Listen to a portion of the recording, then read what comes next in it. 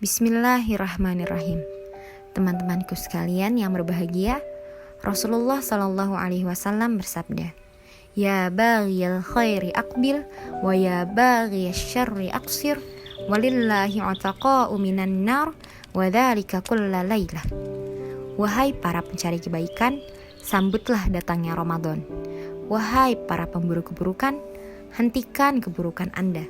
Sesungguhnya Allah memiliki hamba-hamba yang Allah bebaskan dari neraka, dan itu Allah lakukan pada setiap malam.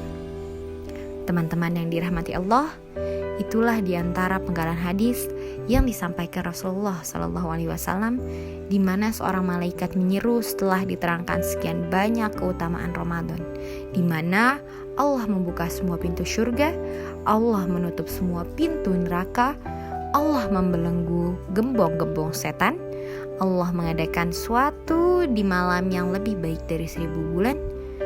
Allah Subhanahu wa Ta'ala serukan kepada para pencari kebaikan dengan segala kebaikan di bulan Ramadan.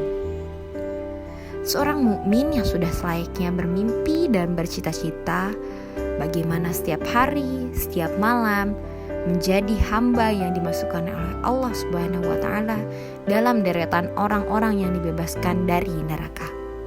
Lalu bagaimana caranya kita terbebas dari neraka? Yang pertama, tauhid.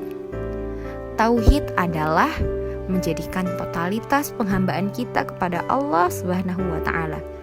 Tidak menjadikan sekutu bagi Allah, tidak meyakini ada semisal Allah yang menciptakan, menghidupkan, mematikan, dan ada ilah selain Allah, atau dia berkeyakinan ada makhluk yang layak dijadikan sebagai perantara untuk mendekatkan diri kepada Allah. Lalu yang kedua adalah amal solih.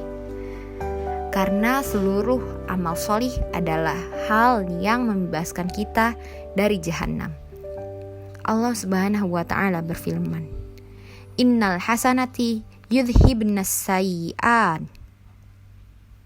Sesungguhnya kebaikan-kebaikan akan menghapuskan keburukan-keburukan. Quran Surat Hud ayat 11. Lalu Allah berfirman lagi, ihtisabah. Dia hanya berharap apa yang ada di sisi Allah. Dia betul-betul ikhlas dalam beramal, dan dia tidak ria. Tidak ingin mencari pujian manusia, bukan karena dunia, tapi mencari pahala akhirat yang dijanjikan oleh Allah Subhanahu wa Ta'ala. Lalu, semua hal solih adalah penghapus dosa apabila dilakukan dengan ikhlas. Maka perbanyaklah amal solih dalam rangka membebaskan diri kita dari api neraka. Lalu yang terakhir ada taubat.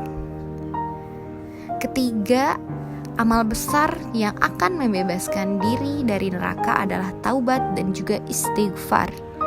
Meminta ampunan kepada Allah Subhanahu wa Ta'ala dan memperbanyak istighfar kepada Allah Subhanahu wa Ta'ala.